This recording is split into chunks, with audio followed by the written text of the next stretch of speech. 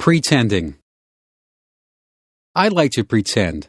I like to make up things that aren't real. I use my imagination. I was pretending that I was in a time machine.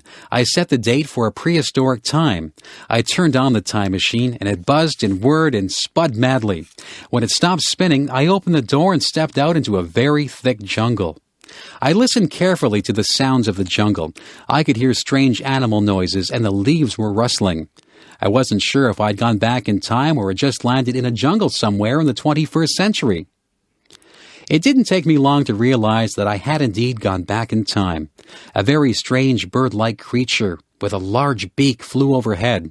I had never seen anything like it in my life. I took a few steps out into the long grass and ferns. I didn't want to go too far away from my time machine. I heard a noise over on my right side. There was a man who looked quite different from me. He was dressed in an animal skin, and he carried a big stick. I didn't want him to see me, so I hid behind a tree. He didn't speak any language that I could understand. He grunted at someone who must have been in the distance. Then I felt the earth shake beneath my feet. I heard giant thumps on the ground as the floor of the jungle shook. The man in the animal skin began to run. I saw why he was running. A giant dinosaur appeared above the tops of the trees. It was bigger than anything I had ever seen. My heart began to pound in my chest. It was coming toward me.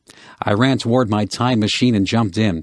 I set the dial for the 21st century. The machine whirred and buzzed. My time machine landed in the 21st century. I got away just in time.